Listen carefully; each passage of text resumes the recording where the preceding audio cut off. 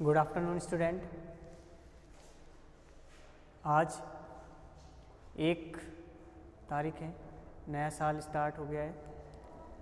1 जनवरी 2021 नए साल की फर्स्ट तारीख को अपन एक नई शुरुआत करते हैं।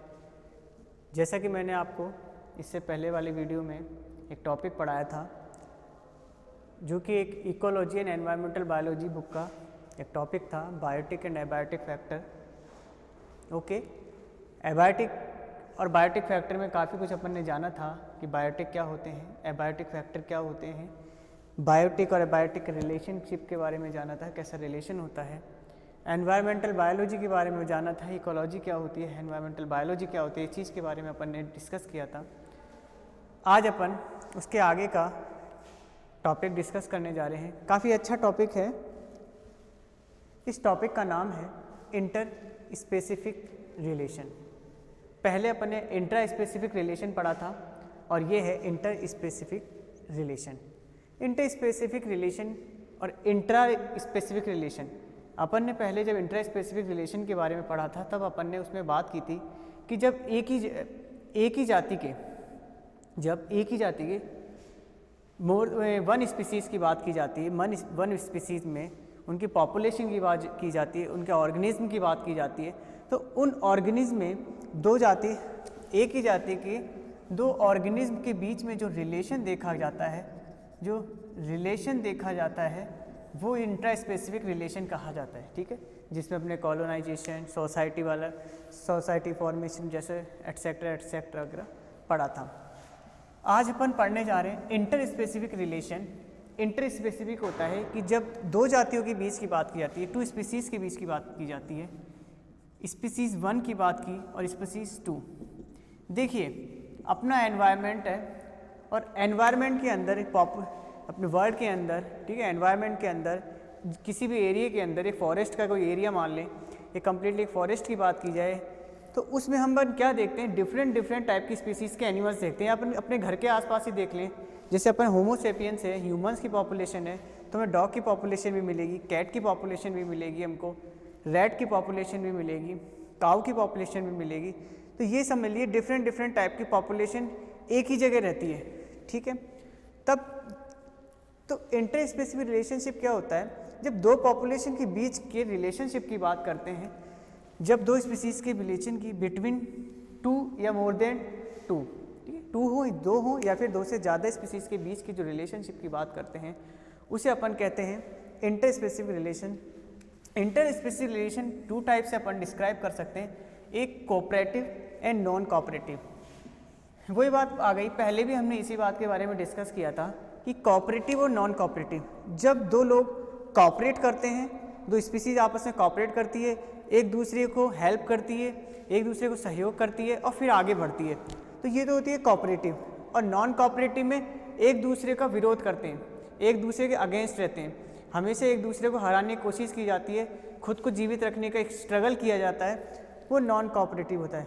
बेसिकली स्ट्रगल इसमें भी होता है, लेकिन स्ट्रगल के साथ इसमें कोऑपरेट करते हुए आगे बढ़ते हैं। इसमें नॉन कोऑपरेटिव में एक दूसरे का विरोध करते हुए आगे बढ़ते हैं। ठीक है, इसमें दोनों को बेनिफिशियल होता है या फिर एक को बेनिफिट होता है, जबकि इसमें दोनों को क्या होता है, हानि होती है, लॉस होता है, या फिर किसी एक एनिमल्स को या किसी एक स्पीसीज़ को लॉस होगा या फिर दोनों स्पीसीज़ को लॉस होता है। ठीक है, जबकि इसमें दोनों को ही प्रॉफिट होता है, इसीलिए इसका कोऑपरेटिव दिया गया है नेम। अब हम बात करते हैं, हम एक टॉपिक को लेके चलते हैं कोऑपरेटिव की, cooperative relationship and non cooperative. तो हम कोऑपरेटिव की बात करते हैं। ठीक है, कोऑपरेटिव की बात करते हैं।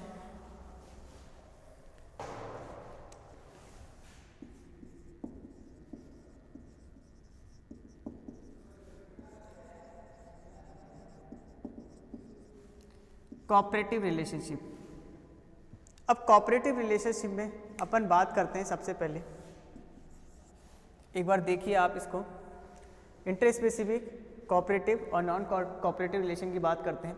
ठीक है, एक बार देखिए आप,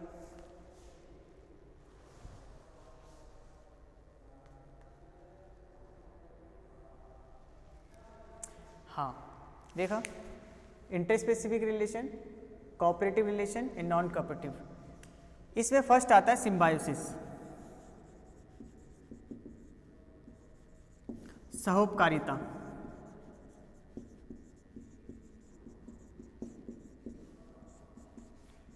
सिम्बायोसिस, सहोपकारिता। क्या होता है सहोपकारिता? सहोपकारिता में अपन सिम्बायोसिस की बात करते हैं तो सिम्बायोसिस में अपन देखते हैं सहोपकारिता यानी उपकार करना, एक दूसरे को हेल्प करना। ठीक है, अब आप सोचिए ऐसे कौन से एनिमल्स हैं जो एक दूसरे को बेनिफिट देते हैं। यानी इसके अंदर क्या होता है, सिम्बायोसिस के अंदर क्या होता है, बोथ एनिमल आर बेनिफिशियल।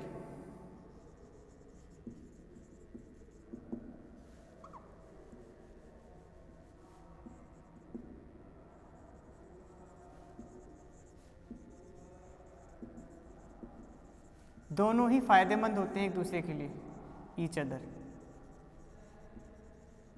ठीक है, सिम्बायोसिस में क्या होता है, जब दो एनिमल्स की बात की जाती है, दो स्पीसीज की बात की जाती है, डिफरेंट टाइप की स्पीसीज की बात की जाती है, तो दोनों में ही क्या होता है, बहुत एनिमल्स से बेनिफिशियल फॉर ईच अदर, एक दूसरे के लिए हेल्पफुल होते हैं, एक दूसरे के लिए बेनिफिशियल होते हैं।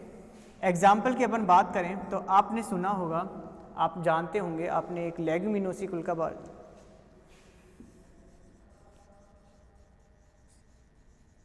लेग्यूमिनेसी कुल के प्लांट के बारे में देखा होगा, प्लांट्स के बारे में सुना होगा, जिसकी रूट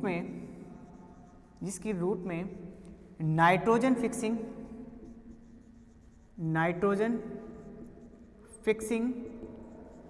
बैक्टीरिया पाए जाते हैं। सुना होगा, लेग्यूमिनेसी कुल के प्लांट्स होते हैं, ग्रुप के प्लांट्स होते हैं जिनकी रूट्स में नाइट्रोजन फिक्सिंग बैक्टीरिया प्रेजेंट होते हैं। these bacteria are used in nitrogen fixing। Okay, तो ये किस तरीके से एक दूसरे में बेनिफिशियल होते हैं, कैसे?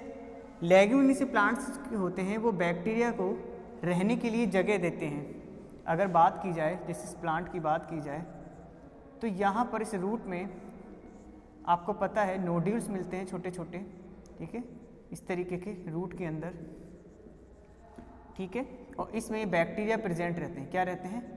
बैक्टीरिया, जो सॉइल की नाइट्रोजन को नाइट्रेट में कन्वर्ट करते हैं।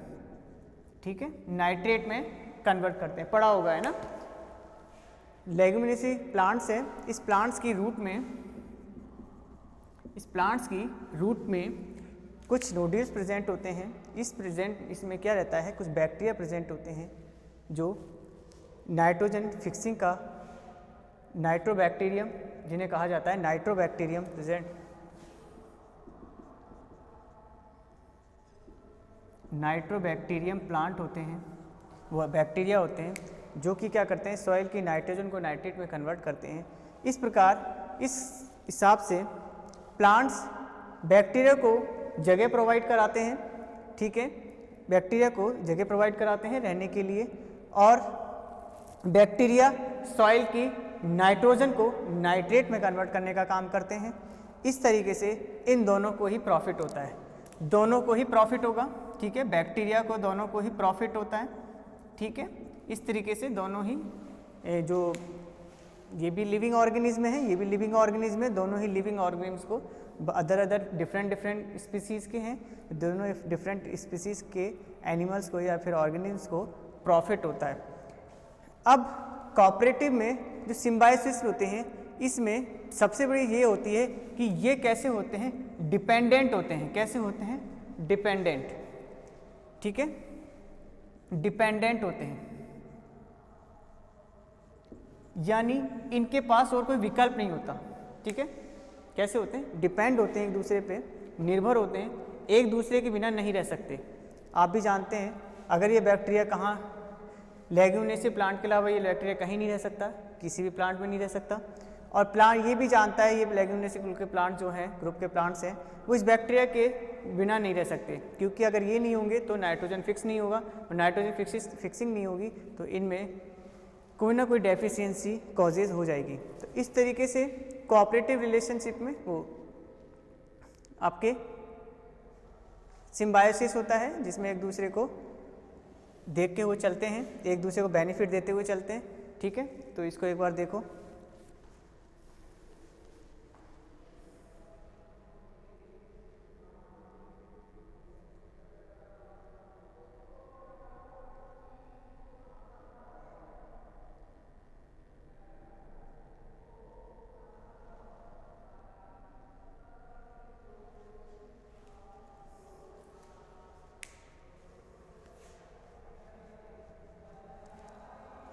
ठीक है, सहयोग कहते हैं सहजीविता होता है, एक दूसरे के साथ जीवित रहना, सहजीविता, ठीक है, एक दूसरे के साथ जीवित रहना है ना। तो इस तरीके से एक एग्जांपल मैंने बताया, ठीक है, लेग्यूमिनेसी प्लांट का बताया मैंने, ठीक है, कोऑपरेटिव, एक दूसरे कोऑपरेट करते हुए चल रहे हैं, ठीक है। रब कर रहा हूँ मैं इसको।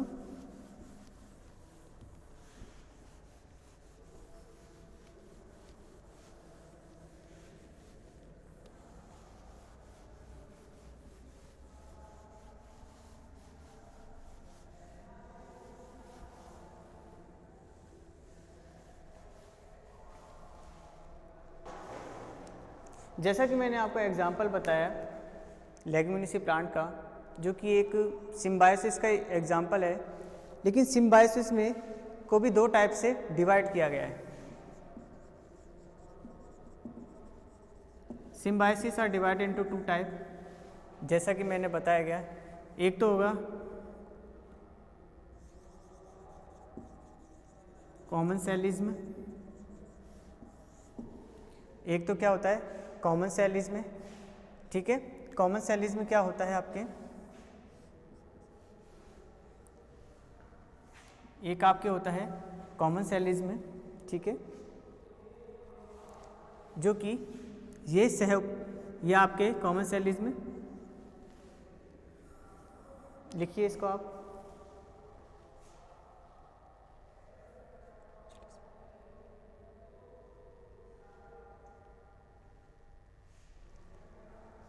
और एक होता है म्यूचुअलिज्म।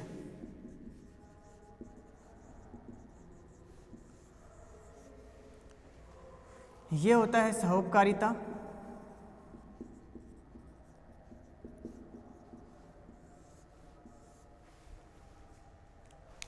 ठीक है, सहोपकारिता, और कॉमन सेलिज्म को भी हिंदी में बताते हैं। तो कॉमन सेलिज्म और म्यूचुअलिज्म में अपन बात करते हैं। तो म्यूचुअलिज्म की अगर बात करें सहोपकारिता, तो इसमें भी कौन सा एग्जाम्पल आता है, प्लांट वाला आता है, लेग्यूमिनेसी कुल के प्लांट का, जैसा कि अपन ने इससे पहले बात की थी। इसको उतारिए।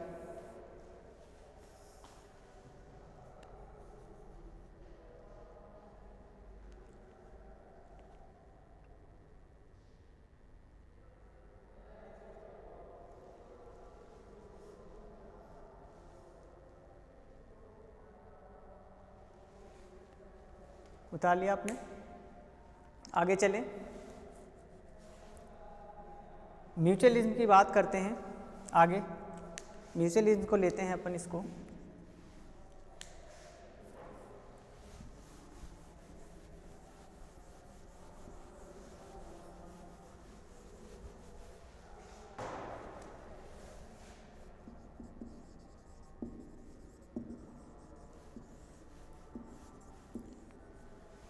म्यूचुअलिज्म की बात करते हैं, सहोपकारिता की बात करते हैं, तो दो तरीके से होता है। एक तो होता है ऑब्लिगेटर,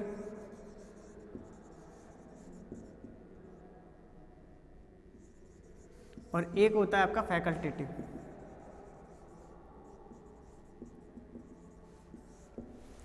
फैकल्टेटिव, जैसा कि इसमें बताया ऑब्लिगेटर में, जैसा कि आपके ऑब्लिगेटर में बताया गया है,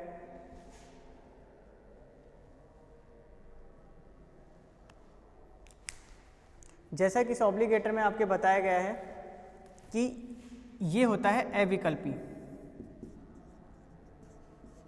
और ये होता है विकल्पी।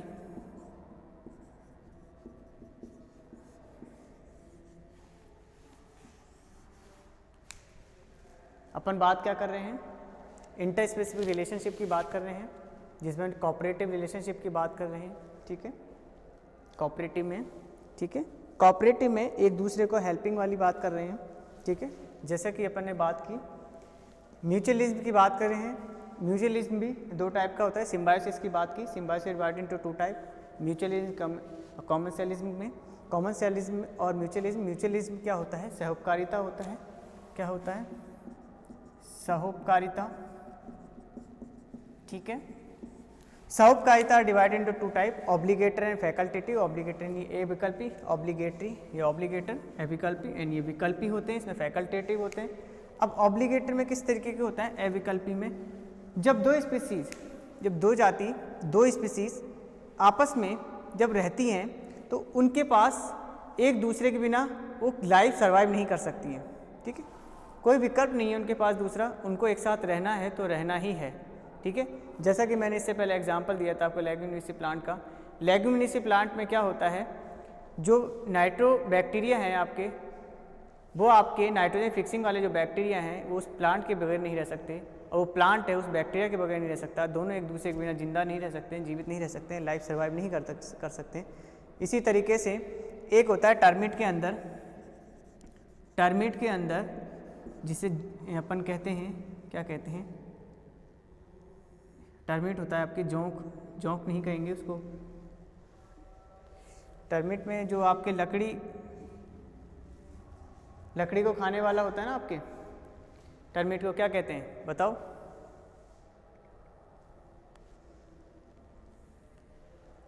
बताइए। टर्मिट याद रखो, जो लकड़ी को खाता है, डाइजेस्ट करता है।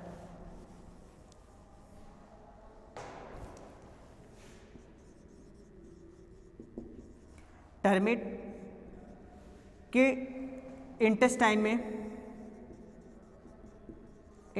में एक बैक्टीरिया होता है फ्लैजिलेट, बैक्टीरिया ने फ्लैजिलेट एक क्या होता है, प्रोटोजोन्स होगा, प्रोटोजोन्स। वो क्या करता है, टर्मिट सेलुलोज खाता है, लकड़ियों में क्या कहते हैं उसको, खैर अभी बताएंगे क्या कहते हैं उसको। टर्मिट जो लकड़ियों में, दीमक, याद आ गया, दीमक, जो दीमक लग जाती है लकड़ियों को चट करने का काम करती है, बारिश के टाइम दीमक लग जाती है, उसके इंटेस्टाइन फ्लैजिलेट एक प्रोटोजोन्स होता है, वो क्या करता है, इसके सेल्यूलोज को क्या करता है, सेल्यूलोज को क्या करता है, डाइजेस्ट करता है, ठीक है, डाइजेस्ट करता है, जिससे क्या मिलता है, टर्मिट को या फिर दीमक को एनर्जी मिलती है और फ्लैजिलेट को रहने के लिए जगह मिलती है। अगर फ्लैजिलेट नहीं हो, ठीक है, तो वो अलग अलग फ्लैजिलेट नहीं हो तो वो टर्मिट भी लाइफ सर्वाइव नहीं कर पाएगा, डाइजेस्ट नहीं कर पाएगा। सेल्यूलोज की जो वुड की जो सेल्यूलोज है, लकड़ी की सेल्यूलोज है, ये नहीं हो तो ये नहीं रह सकता, ये नहीं हो तो ये नहीं रह सकता, एक दूसरे के बिना है ना, तो एक दूसरे के ऊपर नहीं, क्या डिपेंडेंट है। कैसे हैं ये दोनों, डिपेंडेंट है ना,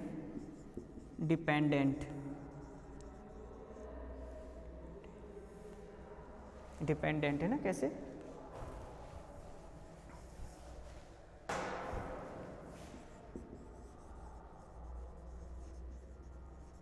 ठीक है। ये तो हो गया, आपने कुछ एग्जाम्पल बताए मैंने, इससे पहले इसका ही एग्जाम्पल मैंने आपको किसका क्या बताया, आपको लेग्यूमिनेसी प्लांट्स का बताया। ये तो हो गया आपके ऑब्लिगेटरी। एक होता है फैकल्टेटिव, इसका रब करते हैं थोड़ा सा, ये बता दिया मैंने, ऑब्लिगेटरी, एविकल्पी, टर्मिट का एग्जाम्पल दिया, इसके इंटेस्टाइन फ्लैजिलेट एक प्रोटोजोन्स होता है, ठीक है, जो कि क्या करता है, टर्मिट के सेल्यूलोज के, जो इसको दीमक कहते हैं, कि लकड़ी को खाता है, इंटेस्टाइन में सेल्यूलोज का डाइजेस्ट करता है, और टर्मिट इसको रहने के लिए जगह प्रोवाइड कराता है, न्यूट्रिशन प्रोवाइड कराता है, ठीक है। सेल्यूलोज इसके लिए सेल्यूलोज इसके लिए न्यूट्रिएंट का काम करता है, न्यूट्रिशन का काम करता है, इसको एनर्जी प्रोवाइड कराता है। इस तरीके से एक दूसरे से ये कभी जुदा नहीं हो पाते हैं, एक दूसरे के साथ हमेशा रहते हैं, ठीक है। फैकल्टेटिव की बात करते हैं। फैकल्टेटिव का मतलब होता है विकल्पी, एक दूसरे के बिना भी रह सकते हैं। आपने देखा होगा कुछ मगरमच्छ होते हैं, ठीक है, मगरमच्छों को आप चिड़ियाघर गए होंगे, ठीक है, जू में गए होंगे, आपने देखा होगा कुछ मगरमच्छ ऐसे मुंह खोले बैठे रहते हैं, ठीक है,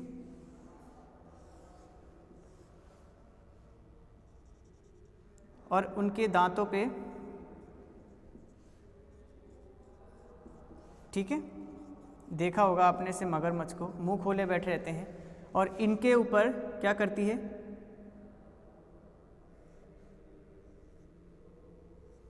कुछ चिड़िया क्या करती है, यहाँ फंसे हुए जो खाना होता है जो ये मगरमच्छ खाते हैं, ठीक है, कुछ कीड़े भी लग जाते हैं, उनको निकाल निकाल के ये खाती रहती है, ठीक है। मगरमच्छ भी आराम से बैठा बैठा अपने मुंह की सफाई करवाता रहता है, ठीक है। तो ये चिड़िया इसकी दांतों की सफाई कर रही है, इसको न्यूट्रिशन प्रोवाइड हो रहा है, चिड़िया को तो खाने को मिल रहा है, और मगरमच्छ की क्या हो रही है, क्रोकोडाइल की क्या हो रही है, सफाई हो रही है दांतों की, ठीक है। तो इस तरीके से अब मान लो ये मगरमच्छ नहीं हो तो क्या ये चिड़िया मर जाएगी? नहीं मरेगी। ये पक्षी मर जाएगा? नहीं मरेगा। ये नहीं तो कोई दूसरा सही, दूसरा नहीं तो कोई तीसरा सही, तीसरा नहीं तो कोई चौथा सही। तो इस तरीके से इसके पास विकल्प हैं बहुत सारे, ठीक है। आपने देखा होगा गाय भैंसों के, बकरियों के, मवेशियों के पीठ पर कौवे बैठे रहते हैं, चिड़ियाएँ बैठी रहती हैं। देखा होगा गाय भैंस चलती रहती है, पीछे चिड़िया उसकी चोंच मारती रहती है ना। वो चोंच नहीं मारती है, वो क्या करती है, उसमें कुछ कीड़े आ जाते हैं, जैसे अपने बालों में जू हो जाती है, ऐसे छोटे छोटे इंसेक्ट हो जाते हैं बॉडी में, स्किन पर। तो वो क्या करती है चिड़िया वगैरह, वो अपने न्यूट्रिशन के लिए उसकी सफाई करती रहती है और गाय भैंसें भी आराम से अपनी सफाई करवाती रहती हैं। तो इस तरीके से एक दूसरे की लाइफ भी जी रहे हैं दोनों, और एक दूसरे का सहयोग करते हुए, और दोनों को इसमें क्या हो रहा है, बेनिफिशियल हो रहा है, ठीक है। दोनों में बेनिफिट हो रहा है। वो भी स्किन डिजीज से बचेगी, बड़ी एनिमल सफाई होगी, ये भी दांतों की खराब होने से बच जाएंगे इसके, और इसको भी न्यूट्रिशन मिल जाएगा। तो दोनों ही कैसे होते हैं, बेनिफिशियल होते हैं, सिम्बायोसिस के हैं, ठीक है, सहजीविता के एग्जाम्पल हैं, ठीक है, जो कि म्यूचुअलिज्म में एक सहकारिता है, ठीक है। तो इस तरीके से फैकल्टेटिव में एक एग्जाम्पल ये आता है, दूसरा मैंने आपको बता दिया। तो आई थिंक आपको ये समझ में आ गया होगा। आगे चलते हैं। म्यूचुअलिज्म की बात की, फैकल्टेटिव, नॉन फैकल्टेटिव की बात की अपन ने।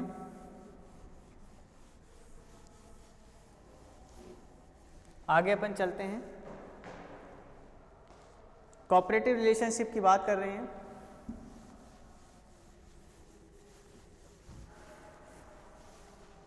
ठीक है, एक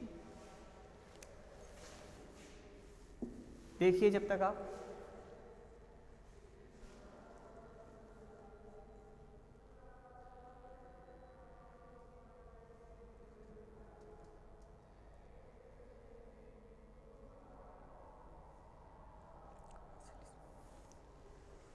आगे चलें। आगे अपन बात करते हैं कॉमनसेलिज्म।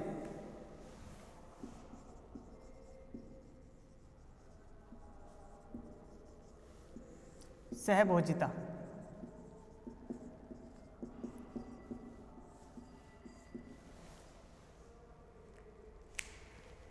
कॉमनसेलिज्म, सहभोजिता, इसमें क्या देखते हैं, इसमें क्या होता है कॉमनसेलिज्म के अंदर कि कुछ एनिमल्स होते हैं, ठीक है।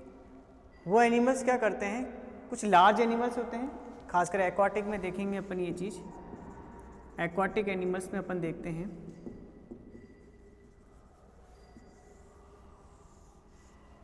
एक्वाटिक एनिमल्स में अपन देखते हैं एक्वाटिक एनिमल में आपने देखा होगा शार्क को। शार्क एक बड़ी फिश होती है, एक शक्कर फिश होती है,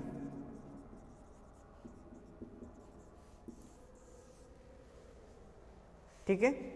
एक शार्क होती है, एक शक्कर फिश होती है, जिसे चूसक मछली भी कहते हैं, ठीक है। अब क्या होता है, सहभोजिता। सहभोजिता मतलब दोनों एक दूसरे का भोजन करते हुए, जबकि पहले ये देखा जाता था कि भोजन के लिए एक दूसरे पर डिपेंड रहते हैं। बाकी भोजन के लिए ही नहीं, ये जगह के लिए भी प्रोवाइड रहते हैं, सुरक्षा के लिए भी एक दूसरे पर डिपेंड रहते हैं, एक दूसरे में किसी एक की सुरक्षा होती है। इसमें खास बात ये होती है, एक एनिमल लार्ज होता है और एक स्मॉल होता है, ठीक है। लार्ज एनिमल स्मॉल एनिमल को क्या करता है, जगह प्रोवाइड कराता है रहने के लिए, प्लस इसकी सुरक्षा करता है। और स्मॉल एनिमल्स क्या करते हैं, फूड प्रोवाइड मिलता है और बड़े प्रीडेटर से बचे रहते हैं। जैसे शार्क बड़ी फिश है, और शार्क के नीचे ये चिपकी रहती है। मान लो ये शार्क है, इस तरीके से शार्क, मान लो ये बड़ी फिश है,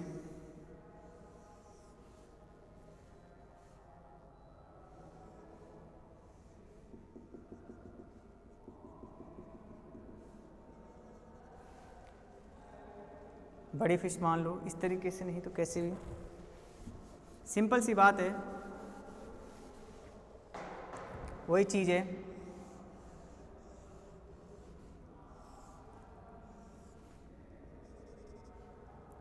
शार्क है ये मान लो बड़ी, ठीक है, और यहाँ पर एक फिश चिपकी रहती है, एक फिश चिपकी रहती है,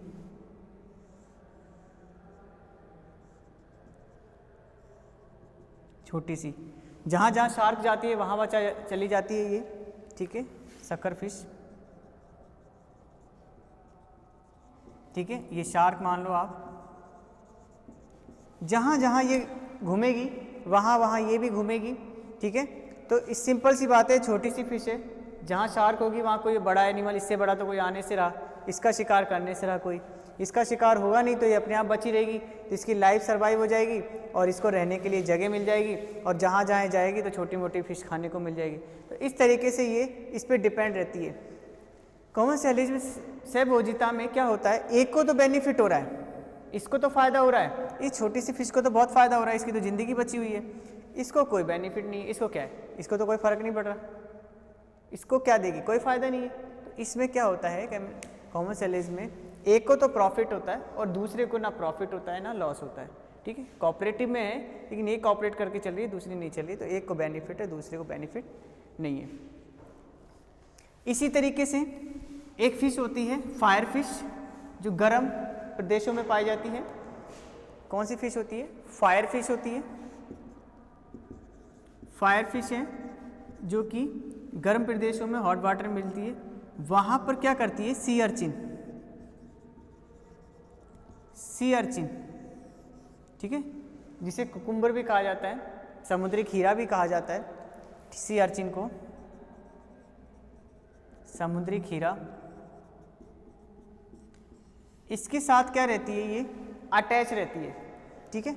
अब जहाँ जहाँ सी अर्चिन जाएगी वहाँ वही अटैच रहेगी। अब इसको, इसमें क्या होता है, सी अर्चिन को तो कोई फ़ायदा नहीं है, कोई बेनिफिट नहीं है, ये छोटी होती है, बहुत छोटी होती है, वेरी स्मॉल फिश होती है। तो अगर ये अकेली रहेगी तो ये तो जी नहीं पाएगी, सिंपल सी बात है, कोई ना कोई बड़ी फिश क्या या फिर कोई एक्वाटिक एनिमल इसको प्रिडिक्ट कर लेगा, इसको प्रीडेटर मिल जाएगा और इसको क्या कर लेगा, एनगल्फ कर लेगा, डाइजेस्ट कर लेगा, इसको ख़त्म कर देगा, इसकी डेथ कर देगा। तो उस चीज़ से बचने के लिए सी अर्चिन के अटैच रहती है ऊपर, और सी अर्चिन को उससे कोई बेनिफिट नहीं होता है।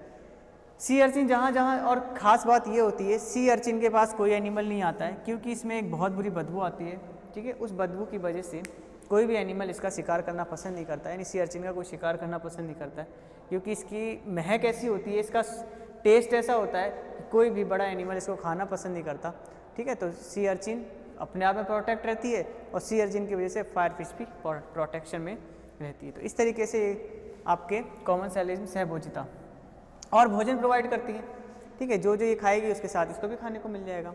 तो इस तरीके से ये दोनों एक दूसरे को बेनिफिट पहुंचाती हैं, ठीक है। तो देख लो एक बार,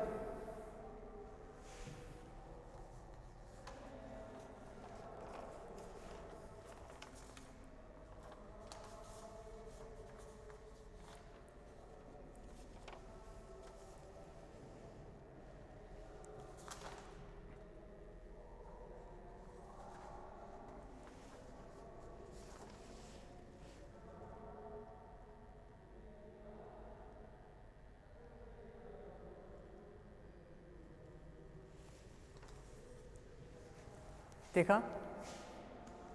अब आगे चलते हैं अपन, रब कर दूं इसको।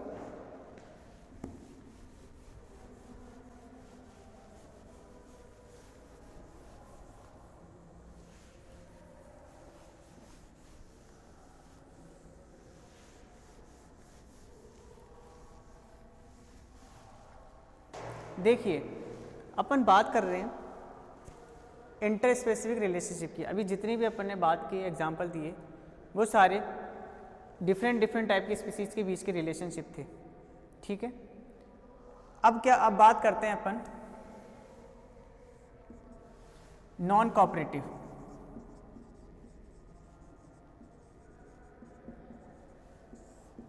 नॉन कोऑपरेटिव की बात करते हैं, ठीक है।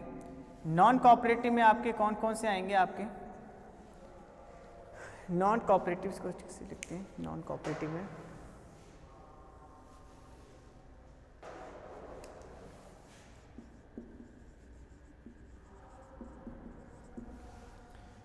कोऑपरेटिव में एक होता है प्रीडेशन,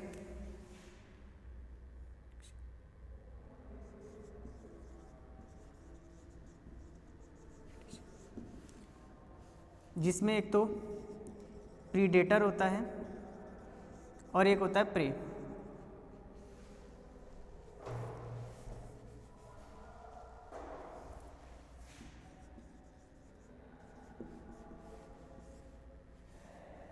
ठीक है, एक एग्जाम्पल है, एक पॉइंट है डिवाइड किया हुआ कि नॉन कोऑपरेटिव में क्या होगा, स्पीसीज तो दो होंगी और दोनों के बीच में क्या होगा, बिल्कुल भी सहयोग नहीं होगा। तो इसमें क्या होगा, या तो किसी एक को लॉस होगा या फिर दोनों को ही लॉस होगा, ठीक है। प्रीडेशन में एक प्रीडेटर होता है, एक प्रे होता है, एक शिकारी होता है, एक शिकारी होगा और एक शिकार होगा, ठीक है ना। एक तो शिकार करेगा और एक शिकार हो जाएगा, ठीक है। तो इस चीज़ का देखिए नॉन कोऑपरेटिव का फ़ायदा क्या है, ये चीज़ बताता हूँ मैं। जब नॉन कोऑपरेटिव रिलेशनशिप की बात करते हैं तो इसका एक फ़ायदा होता है, इसके तीन फ़ायदे होते हैं स्पेशली। फर्स्ट बेनिफिट होता है कि पॉपुलेशन की जो पॉपुलेशन बढ़ जाती है उसकी क्या रहती है, एक लेवल पे बनी रहती है, पॉपुलेशन कंट्रोल रहती है, पॉपुलेशन कंट्रोल। सिंपल सी बात है, जब कोई बहुत सारे इंसेक्ट हो जाते हैं, ठीक है, बहुत सारे इंसेक्ट हो गए, ठीक है, बहुत पॉपुलेशन हो गई इंसेक्ट की, सिंपल सी बात है, ज़्यादा इंसेक्ट होंगे तो प्रॉब्लम क्रिएट करेंगे। तो उनको जितने शिकार ज़्यादा होंगे, शिकारी ज़्यादा होंगे, प्रीडेटर जितने ज़्यादा होंगे वो उनको खा लेंगे और उनकी को क्या करेंगे, पॉपुलेशन को कंट्रोल कर लेंगे, ठीक है। इस तरीके से कोई यानी ज़्यादा फिश हो गई, ठीक है, फिश को बड़ी फिश खाती हैं तो फिश की पॉपुलेशन कंट्रोल बनी रहे, इसलिए ही बड़ी फिश उनका शिकार करती हैं, अपन लोग खाते हैं। इतनी फिश खाने के बाद भी फिश की कोई कमी नहीं होती। इसका मतलब ये कि फिश लाखों करोड़ों में एग देती है, प्रोजेनी बनती है, बहुत सारे लार्वा बनते हैं, करोड़ों लाखों में लार्वा बनते हैं। अगर इनका शिकार ना किया जाए, अगर इनको प्रिडिक्ट ना किया जाए, इनको प्रेडेटर ना मिले, ठीक है, फिश को, तो क्या होगी, पूरे रिवर में, पूरे समुद्र में फिश ही फिश हो जाएगी, ठीक है ना। और फिश हो जाएगी तो प्रॉब्लम क्या क्रिएट होगी, किसी एक ना एक जो आपका प्रोडक्ट होगा उसकी कमी हो जाएगी, ठीक है। जैसे अगर गाय हो जाए, भैंस हो जाए तो घास की कमी हो जाएगी, पेड़ों की कमी हो जाएगी, हरी चीज़ों की कमी हो जाएगी, ठीक है ना, प्रोड्यूसर की कमी हो जाएगी, ठीक है। इस तरीके से पॉपुलेशन कंट्रोल रहती है। दूसरी न्यू स्पीसीज फॉर्मेशन, या फिर न्यू स्पीसीज फॉर्मेशन में हेल्प करती है, या फिर एवोल्यूशन। कैसे, मान लो आपने देखा होगा डाइवर्सिटी के अंदर, आपने एक वो देखा होगा एनिमल प्लानेट में कि बहुत बड़ा जंगल होता है और घास के मैदान होते हैं, ग्रासलैंड होते हैं, ठीक है। ग्रासलैंड में ये देखो, ये जो टॉप चैप्टर है ना, ये आपका इंटर स्पेसिफिक, ये क्या है, तो आपका डिस्कस करने वाला चैप्टर है, ठीक है। इसमें आपको रटना नहीं है, सिर्फ समझना है और थोड़ा सा अपने नॉलेज के अकॉर्डिंग इसमें लिखना होता है। यानी इंटरेस्टेड है इसमें, थोड़ा सा आप ध्यान देते रहें, ठीक है, तो ज़्यादा बेटर रहेगा। इसमें कुछ जैसे वो कुछ लर्न याद करने वाला वो नहीं है, कुछ टॉपिक है वो याद कर लो, फिर अपने अकॉर्डिंग लिख सकते हैं। नॉन कोऑपरेटिव याद कर लिया, उसके अकॉर्डिंग लिखते रहें। तो ग्रासलैंड की बात करें, ग्रासलैंड है बहुत बड़ा और वहाँ पर 3 स्पीसीज़ हैं, ठीक है, 3 स्पीसीज़ हैं। वहाँ पर हिरण भी रहते हैं, वहाँ पर जंगली भैंसे भी रहते हैं, ठीक है, वहाँ पर घोड़े भी रहते हैं, हॉर्स भी रहते हैं, ठीक है। इस तरीके से 3 स्पीसीज वहाँ रहती है, ठीक है। अब क्या होता है, जो आपका सोर्स है, फूड सोर्स है, फूड सोर्स तो एक लिमिट का है। फूड सोर्स क्या होता है, एक लिमिट में होगा, ठीक है। खाने वाली 3 जाती हैं, एक ही फूड सोर्स पे डिपेंड है, तो जब फूड सोर्स की डिपेंडेंसी होती है तो आपस में कंपटीशन होता है, आपस में लड़ाइयाँ होती हैं, और जो पावरफुल होता है वो कमज़ोर वाले को क्या कर देता है, भगा देता है, ठीक है। जो पावरफुल एनिमल होते हैं वो कमज़ोर एनिमल को, अब भैंसा अगर है ना हिरण से लड़ेगा तो हिरण तो भाग ही जाएंगे, तो पावरफुल एनिमल्स क्या होते हैं, हिरण कमज़ोर एनिमल्स को, वीक एनिमल्स को भगा देते हैं। और जब वीक एनिमल्स डर जाते हैं, भाग जाते हैं उस जगह से, तो एक नई जगह तलाश करते हैं, और जब नई जगह तलाश करते हैं तो अपनी बॉडी में धीरे धीरे कुछ ना कुछ एवोल्यूशन डेवलप करते हैं, क्योंकि दूसरी जगह जाएंगे तो हो सकता है फूड सोर्स चेंज हो गया हो, और ज़िंदा रहने के लिए उनको फूड की तो रिक्वायरमेंट है, तो किसी अदर फूड में रहने के लिए वो क्या करेंगे, अपनी बॉडी में कुछ चेंज करेंगे, और इसी तरीके से बॉडी में धीरे धीरे चेंज होने से एक नई स्पीसीज़ का फॉर्मेशन होता है, इस एवोल्यूशन होता है। काफ़ी समय लग जाता है इसमें, काफ़ी स्पीसीज़ ख़त्म भी हो जाती हैं, लेकिन धीरे धीरे एवोल्यूशन आ जाता है। इस तरीके से पॉपुलेशन कंट्रोल होती है, न्यू स्पीसीज़ फॉर्मेशन होता है, ठीक है। और इसके साथ ही आपके और क्या हो सकता है बताइए, सोचिए। पॉपुलेशन कंट्रोल कर लिया हमने, न्यू स्पीसीज़ फॉर्मेशन कर लिया, और इसके साथ ही आपकी स्पीसीज़ की वैरायटी भी बनी रहती है, ठीक है। न्यू स्पीसीज़ फॉर्मेशन हो जाता है और स्पीसीज़ की वैरायटीज़ बनी रहती है, ठीक है। आप नई वैरायटीज़ आती रहती हैं, और इस तरीके से कंपटीशन रहता है सभी में, ठीक है। तो मेजरली आपकी पॉपुलेशन कंट्रोल होती है, न्यू स्पीसीज़ फॉर्मेशन होता है, या फिर एवोल्यूशन होता है। तो ये आपको समझ में आ गया। तो हाँ, प्रीडेटर और प्रे की बात करते हैं, तो शिकारी जो होता है, प्रीडेटर होता है, वो कैसा होता है, लार्ज होते हैं, हमेशा बड़े साइज़ में होते हैं, और ये क्यों से होते हैं, स्मॉल साइज़ में। पहली बात तो ये, ठीक है। शिकारी बड़े होंगे, प्रीडेटर बड़े होंगे, प्रे छोटे होंगे। सेकंड थिंग क्या होती है इसमें, ये तो चलो बड़े हैं साइज़ में, डिपेंडेंसी। ये आपके जो एनिमल्स होते हैं या फिर 2 तरीके से होते हैं, जो प्रीडेटर्स होते हैं 2 तरीके से होते हैं। एक तो क्या होते हैं, परमानेंट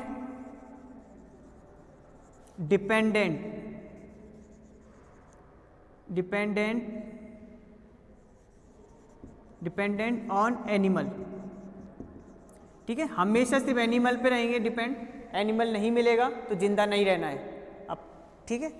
और कुछ होते हैं डिपेंडेंट होते हैं, लेकिन पार्शली डिपेंडेंट होते हैं। कैसे होते हैं, पार्शली डिपेंडेंट, ठीक है। इसका मतलब ये होता है ये दोनों ही कार्निवोरस हैं, क्योंकि शिकारी तो कार्निवोरस होंगे, ये भी कार्निवोरस हैं, ठीक है। तो ये पार्शली डिपेंडेंट है। तो ये क्या होते हैं, ये कभी कभी जब इनको फूड एनिमल नहीं मिलता है, ठीक है, शिकारी नहीं मिलता है, तो ये किस पे, हर्बीवोरस के फॉर्म में भी शो करते हैं, ठीक है ना। प्लांट्स पे भी डिपेंड हो जाते हैं, प्लांट्स पे भी डिपेंड हो जाते हैं, ठीक है। तो अपन ने क्या बात की, नॉन कोऑपरेटिव की बात की, इंटर स्पेसिफिक डिफरेंट जाति के बीच की बात कर रहे हैं, ठीक है। तो इसमें एक आती है प्रीडेशन में प्रीडेटर होता है एक, और प्रे होता है, शिकारी होता है, शिकार होता है, लार्ज होते हैं, स्मॉल साइज के होते हैं। नॉन कोऑपरेटिव का फ़ायदा क्या है, पॉपुलेशन कंट्रोल रहती है, न्यू स्पीसीज फॉर्मेशन रहता है, फिर एवोल्यूशन का डेवलपमेंट रहता है, एक नई स्पीसीज जाति बनने का रहता है, ठीक है। और क्या करते हैं ये, पॉपुलेशन कंट्रोल के अलावा स्पीसीज में वैरायटी देखने को मिलती है, ठीक है। कंपटीशन रहता है दो में आपस में, ठीक है। और ये बताया इसमें क्या होता है, कार्निवोरस ये होते हैं, शिकारी 2 टाइप के होते हैं, लार्ज तो होते ही होते हैं, डिपेंडेंट होते हैं, पार्शली डिपेंडेंट होते हैं एनिमल पे, जो कि अगर इनको शिकारी ना मिले तो कुछ और भी खा लेते हैं। जबकि शेर, अब शेर तो अगर शेर का क्या है, शेर अगर नहीं मिलेगा तो शेर को एनिमल नहीं मिलेगा तो भूखा मर जाएगा, लेकिन घास नहीं खाएगा, है ना। जबकि कुछ एनिमल्स हैं, एनिमल भी खा लेंगे और घास भी खा लेंगे। तो इस तरीके से आपके ये होता है, एक बार देखिए।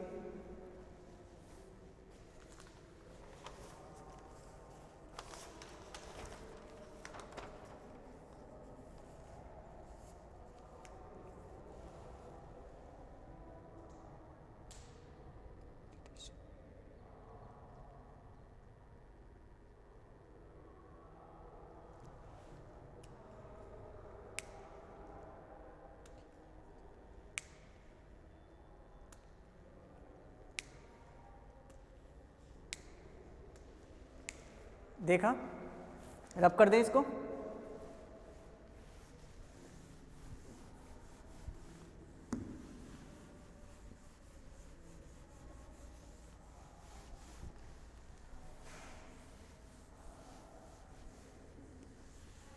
मेनली जब इंटर स्पेसिफिक रिलेशनशिप में नॉन कोऑपरेटिव की बात आती है तो शिकार और शिकारी की ही बात आती है, विरोध की बात आती है, एक दूसरे को जीवित ना रहने देने की बात आती है।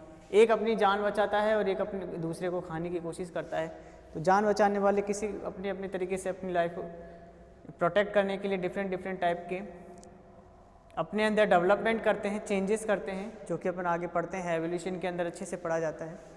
ठीक है, फूड सोर्स भी सेम होता है, तब जाके हाई कंपटीशन होता है। ठीक है, अब आप क्या आती हैं, एक टॉपिक होता है, आप क्या आता है,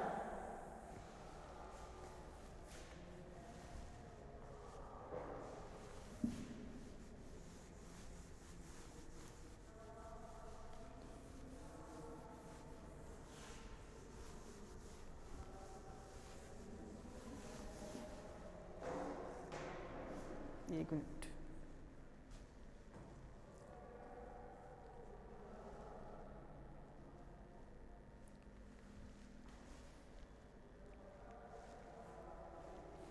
एंटागोनिज्म।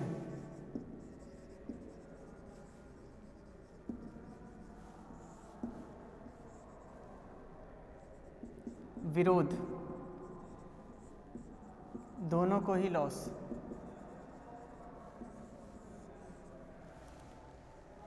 इसमें क्या होता है, एंटागोनिज्म, इसमें क्या होता है, ये भी दो तरीके का है। इसमें क्या होता है, दोनों को ही नुकसान होता है। ठीक है, जिसमें आपके दोनों को ही क्या होता है, इसमें लॉस होता है। ठीक है, इसमें आपके आता है एक प्रेडेशन की तो बात कर ही ली थी, इसके साथ एक आता है आपके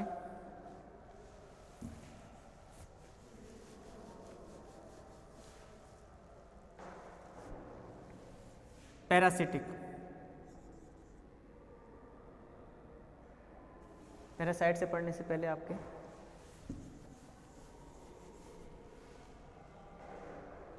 देखिए एक बार,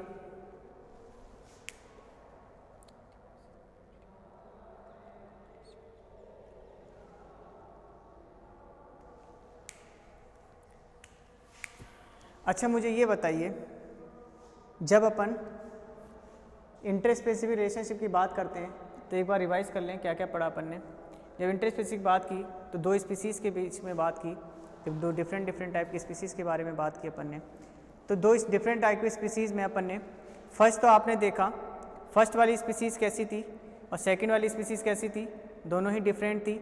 उन दोनों के बीच में रिलेशनशिप जब देखा गया तो हमें दो टाइप का दिखा, एक कोऑपरेटिव, एक नॉन कोऑपरेटिव। कोऑपरेटिव में दोनों को प्रॉफिट था या फिर किसी एक का प्रॉफिट था या फिर दोनों को प्रॉफिट। नॉन कोऑपरेटिव में देखा दोनों एक दूसरे के विरोधी होते हैं, एक दूसरे को बढ़ने नहीं देते हैं, प्रीडेशन की बात आती है, एक दूसरे को प्रिडिक्ट करने में लगे रहते हैं। इसी तरीके से एक होता है एंटागोनिज्म। एंटागोनिज्म में भी दोनों को विरोध सहना पड़ता है, एक दूसरे को नुकसान पहुंचाने में लगे रहते हैं। जिसमें पेनिसिलियम नोटेटम की बात करें, एक पेनिसिलिन की बात करें, पेनिसिलिन क्या करती है, बैक्टीरिया की ग्रोथ को रोकती है। ठीक है, बैक्टीरिया की ग्रोथ को रोकती है ना, डिग्रेड करती है, कम करती है। क्यों? क्योंकि कुछ ऐसे एनिमल्स होते हैं, कुछ ऐसे ऑर्गेनिज्म होते हैं जो एक पॉइजन सीक्रेट करते हैं। ठीक है, केमिकल सीक्रेट करते हैं। वो केमिकल क्या करते हैं, किसी दूसरे की ग्रोथ को रोकने का काम करते हैं। ठीक है, दूसरे की ग्रोथ को रोकने का काम करते हैं। ठीक है, पेनिसिलिन एक फंजाई होता है, ठीक है, जो क्या करता है, एक केमिकल सीक्रेट करता है, वो केमिकल क्या करता है, बैक्टीरिया की ग्रोथ को रोकने का काम करता है। इसलिए पेनिसिलिन एक कैसी होती है, एंटीबायोटिक होती है। क्या होती है, एंटीबायोटिक होती है, ठीक है। तो एंटीबायोटिक होने की वजह से कुछ ऐसी फिशेज भी होती हैं जो सीक्रेट करती हैं। कुछ आपने प्लांट भी देखे होंगे, पिक्चर प्लांट देखा होगा, वो भी क्या करता है, प्लांट के अंदर पिक्चर प्लांट भी क्या करता है, एक केमिकल सीक्रेट करता है और किसी भी इंसेक्ट को अंदर ले लेता है, ठीक है। देखा होगा आपने, इस तरीके का प्लांट होता है, ठीक है। इसमें एक ढक्कन लगा रहता है, ठीक है। इसमें हेयर लाइक स्ट्रक्चर होती है। कोई भी इंसेक्ट आके बैठता है और वो इसके अंदर चला जाता है और यहाँ पर क्या हो जाता है, उसका डाइजेशन हो जाता है, ठीक है। तो ये भी क्या करते हैं, कुछ प्लांट होते हैं डाइजेस्ट जो कि दूसरे एनिमल का भक्षण करते हैं, ठीक है। तो वो भी उस लाइफ को सर्वाइव नहीं होने देते, अपने न्यूट्रिशन के लिए दूसरे को डाइजेस्ट कर लेते हैं, यानी प्रीडेटर प्रे वाली बात आ गई, शिकार कर लेते हैं और उसको यूटिलाइज कर लेते हैं न्यूट्रिशन के अंदर, ठीक है। तो दूसरे को जीने नहीं देना है, इस तरीके इसमें जीने नहीं देते हैं। तो इस तरीके से एंटागोनिज्म में आपके एक तो ये आता है, ठीक है, पेनिसिलिन वाला एग्जाम्पल आता है। सेकंड एग्जाम्पल अगर अपन बात करें, तो इसके अंदर आपके देखा जाता है, आपने सुना होगा parasite. Parasite are divided into two type, ectoparasite और एंडोपैरासाइट।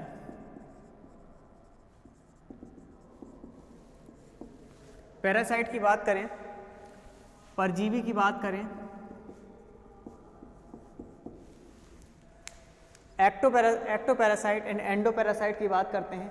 एक्टोपैरासाइट क्या होते हैं और एंडोपैरासाइट क्या होते हैं। आपने देखा होगा हमारी बॉडी पे, अपने को लेके देखें तो बालों में जूं हो जाती है, ठीक है, पेडिक्यूलस जिसे कहते हैं साइंटिफिक लैंग्वेज में। पेडिक्यूलस की बात करें, ये आपने कभी दाद हो जाती है। रिंग वर्म की बात करें तो वो फंजाई के थ्रू होती है। अपने बालों में अगर कोई वो पैरासाइट आया है तो अपन जूक या पेडिक्यूलस की बात करते हैं। अब जैसे कि अपन ने थोड़ी देर पहले बताया कि कुछ एनिमल्स होते हैं जिनकी स्किन पे कुछ इंसेक्ट आ जाते हैं, अपनी ग्रोथ करते रहते हैं, वो भी एक पैरासाइट है, ठीक है, जो अपनी लाइफ को सर्वाइव करने के लिए दूसरे पे डिपेंड है। तो इसी तरीके से जो आपकी बॉडी के बाहर प्रेजेंट होते हैं, ठीक है, वो एक्टोपैरासाइट कहलाते हैं, ठीक है। पैरासाइट वो होते हैं जो अपनी लाइफ को सर्वाइव करने के लिए किसी की बॉडी की तलाश करते हैं, उस बॉडी के बिना वो नहीं रह सकते हैं, ठीक है, डिपेंडेंट होते हैं, वो पैरासाइट कहलाते हैं। Parasite are divided into two type, ectoparasite and endoparasite. जो आपकी बॉडी या स्किन के बाहर प्रेजेंट होते हैं वो आपके फंजाई के फॉर्म में हो सकते हैं, आपके बैक्टीरिया के फॉर्म में हो सकते हैं, या फिर किसी इंसेक्ट के फॉर्म में हो सकते हैं, वो आपके एक्टोपैरासाइट कहलाते हैं। और एंडोपैरासाइट क्या होते हैं, आपकी बॉडी के अंदर अपनी लाइफ साइकिल को कंप्लीट करते हैं, वो आपके क्या कहलाते हैं, एंडोपैरासाइट। तो ये आउटर ऑफ बॉडी प्रेजेंट होते हैं आपके, या आउटर ऑफ बॉडी मिलेंगे ये, ठीक है, और ये इनर ऑफ बॉडी में रहते हैं ये, ठीक है। अब दोनों में डिफ्रेंशिएशन क्या है, आउटर ऑफ बॉडी में इनमें कोई भी चेंजेस नहीं करने को होते, ये अपने में कोई चेंजेस नहीं करते हैं, जबकि इनर वाले बॉडी में होते हैं वो बहुत ज़्यादा थोड़े से डिफरेंट टाइप के होते हैं। इसमें तो एग्जांपल अपन पेडिक्यूलस का ले लेते हैं, अच्छा एग्जांपल। कुछ फंजाई का ले लेते हैं, ठीक है, फंजाई का ले लेते हैं। इसमें अपन बात करते हैं, आपने एस्केरिस का नाम सुना होगा, एस्के हेलमिंथीज का।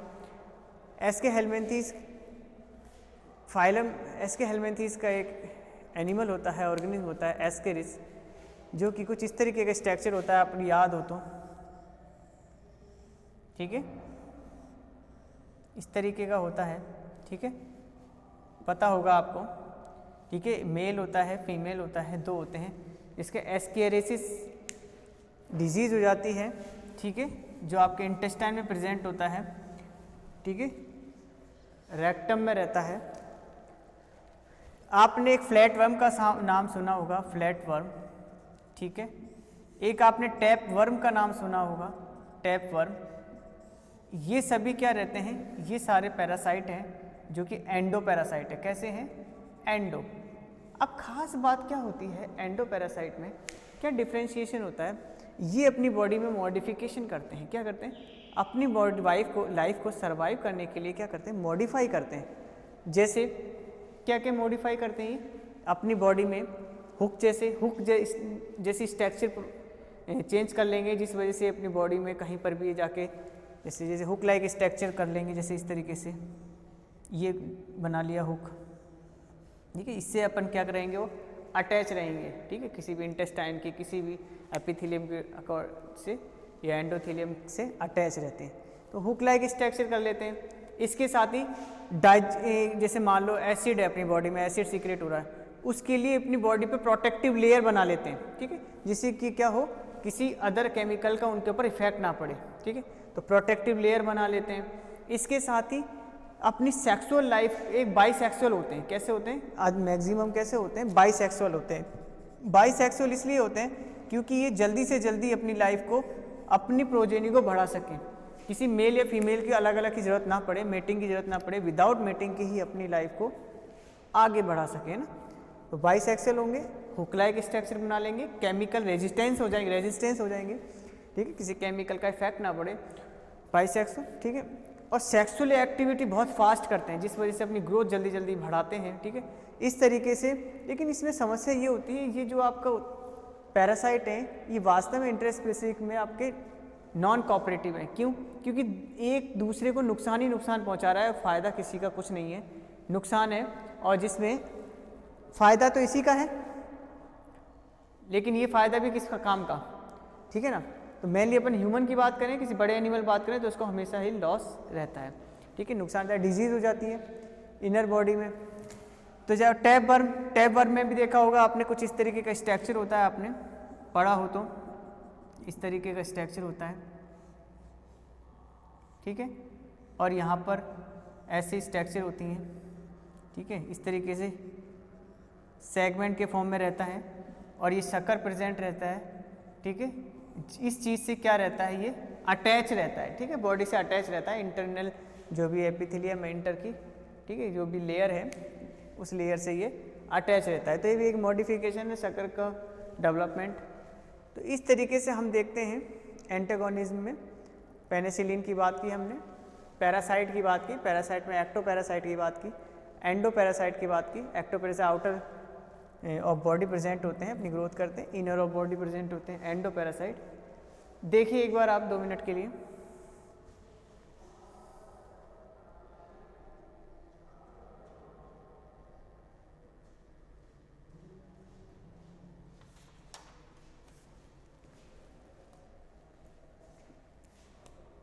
हाँ, तो आपने देखा, समझ में आया आपको ये सारी चीज़ें। आगे चलते हैं।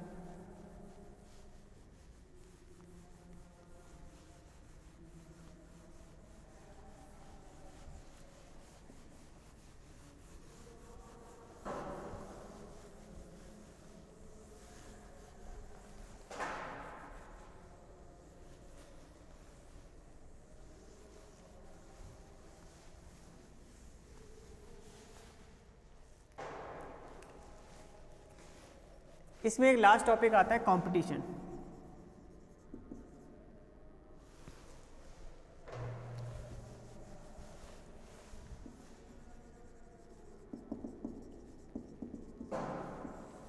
देखिए, जब कंपटीशन की बात करते हैं तो कंपटीशन में क्या होता है, चाहे इंटर स्पेसिफिक एनिमल्स हो या फिर इंटर स्पेसिफिक एनिमल्स हो, दोनों में ही कंपटीशन चलता है, ठीक है।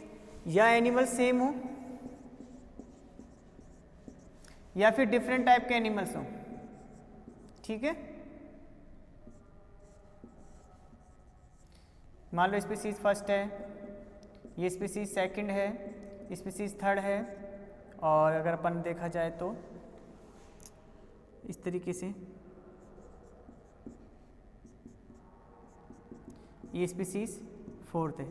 तो इस तरीके से आपके डिफरेंट टाइप के, चाहे सेम स्पीसीज हो या फिर डिफरेंट टाइप की स्पीसीज हो, कंपटीशन देखने को मिलता है। कंपटीशन देखने को मिलता है, लास्ट टॉपिक है आपका इसका, कंपटीशन देखने को मिलता है।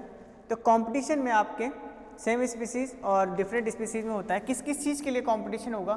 फूड सोर्स के लिए होगा, फूड सोर्स के लिए। देखिए, ये फूड सोर्स ही, ये फूड और मेटिंग, याद रखना फूड एंड मेटिंग ये दो ऐसी चीज़ हैं, फूड एंड मेटिंग दोनों ऐसी चीज़ हैं, दोनों ऐसे पॉइंट हैं जिस वजह से ही सारी एनिमल्स जी रहे हैं।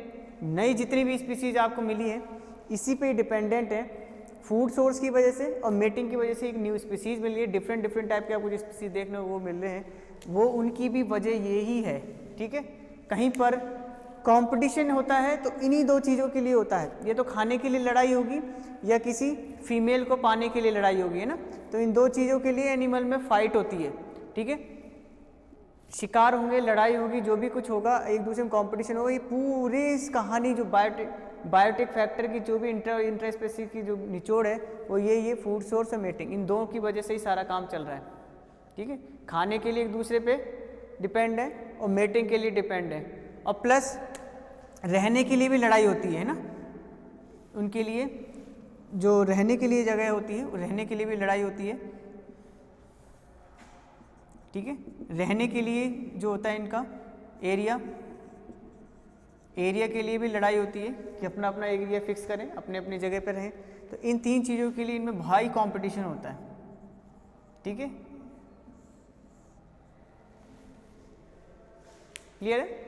तो इस तरीके से हमने कंपटीशन की बात की। एक बार देखिए,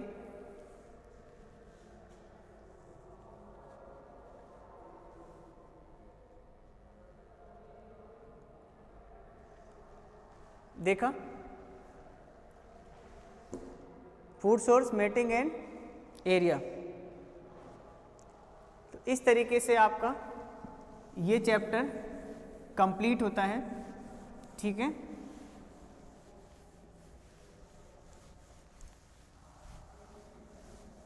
पढ़ने को बहुत कुछ है, मैंने जो मोस्ट इम्पोर्टेंट जो थी या आपको समझाने वाली बात थी मैंने आपको समझाया, मैंने आपको इन चीज़ों के बारे में समझाया।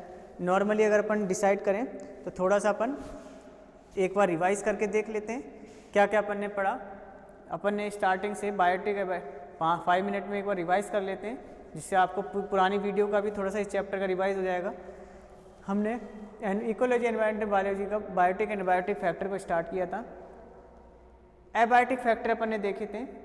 एबायोटिक फैक्टर के अंदर अपन ने डिफरेंट टाइप के एबायोटिक फैक्टर के बारे में डिस्कस किया, जो आपके सॉइल के बारे में बताया मैंने, वाटर के बारे में अपन ने बात की, ठीक है। एयर के जिसमें ऑक्सीजन, CO2, O2, नाइट्रोजन वगैरह इसके गैसेस के बारे में बात की। इसके साथ ही अपन ने नॉन लिविंग सनलाइट के बारे में बात की, टेम्परेचर के बारे में बात की, ठीक है। इस तरीके से अपन इन चीज़ों के बारे में बात की जो आपके एबायोटिक फैक्टर के अंदर आ रहे थे, जो कि बायोटिक से रिलेटेड होते हैं। इकोलॉजी में मैं इकोसिस्टम के बारे में बात की, इकोसिस्टम क्या क्या होता है, पौंड के बारे में बताया। उसके बाद फिर बायोटिक फैक्टर की बात की, तो इंटर और इंटर स्पीसीज रिलेशन की बात की, स्पीसीज की बात की, कम्युनिटी की बात की, पॉपुलेशन की बात की, ठीक है। फिर रिलेशनशिप की बात की, तो इंट्रा के अंदर अपन ने देखा जब एक ही जाति के बीच में जो संघर्ष होता है, ठीक है, किस किस चीज़ के लिए संघर्ष होता है, एक ही जाति एक ही स्पीसीज़ के जो एनिमल्स है वो कैसे रहते हैं, एक दूसरे को कैसे इफेक्ट करते हैं, कोऑपरेटिव में कैसे रहते हैं, नॉन कोऑपरेटिव में किस तरीके से डिवाइड रहते हैं, इसके बारे में अपन ने, इसके साथ ही अपन ने दूसरा अपन ने देखा नॉन कोऑपरेटिव में, जैसा कि अपन ने आज पढ़ा। नॉन कोऑपरेटिव में भी अपन ने देखा कि दो डिफरेंट टाइप की स्पीसीज़ में किस तरीके से एक दूसरे को कोऑपरेट करते हुए लाइफ को सर्वाइव करते हैं, ठीक है, लाइफ को आगे बढ़ाते हैं। कुछ नॉन कोऑपरेटिव होते हैं जो एक दूसरे को विरोध करते हैं, एक दूसरे को बढ़ने नहीं देते, खुद की ग्रोथ कराने में लगे रहते हैं। और ये सारा काम जब नॉन कोऑपरेटिव की बात होती है तो आपकी तीन चीज़ों के लिए होता है, फूड के लिए, मेटिंग के लिए एंड एरिया, जो आपको रहने की जगह प्रोवाइड कराई जहाँ वो रहते हैं, उस जगह के लिए आपस में संघर्ष रहता है, ठीक है। इसका बेनिफिशियल ये होता है कि एक नई जाति का एवोल्यूशन में जाती है, ठीक है, एरिया चेंज कर लेते हैं तो एक नई जाति एवोल्यूशन होता है। फूड सोर्स के लिए जब कंपटीशन होता है तो फूड सोर्स के लिए होता है तो एक नई जाति का तो पॉपुलेशन कंट्रोल रहती है। जब प्रीडेटर और प्रे की बात आती है, प्रिडिक्शन की बात आती है, तो पॉपुलेशन कंट्रोल करने के लिए ये थोड़ा इंपॉर्टेंट होता है, ज़रूरी होता है, ठीक है। तो इस तरीके से हमने बायोटिक फैक्टर को कंप्लीट किया। लास्ट में हमने टॉपिक पढ़ा कंपटीशन फूड सोर्स और बहुत सारी चीज़ों के लिए होता रहता है। अब वो फूड कंपटीशन आपके बायोटिक इसमें आपके इंट्रा में भी होगा और इंटर में भी होगा, दोनों में आपके रहता है। तो इस तरीके से आज हमने इस टॉपिक को क्लियर किया। नेक्स्ट क्लास में नया टॉपिक स्टार्ट करेंगे अपन, नई क्लास नया टॉपिक स्टार्ट करेंगे। उससे पहले इसका अगर कुछ थोड़ा बहुत रह गया होगा, 1-2-4 पॉइंट कुछ रह गए होंगे, तो उसको अपन एक बार उसमें देख लेंगे और फिर एक नई क्लास नया चैप्टर स्टार्ट करेंगे। एक बार फिर आपको नए साल की हार्दिक शुभकामनाएं। आपके नया साल मंगलमय रहे, शुभ रहे। Okay, thank you.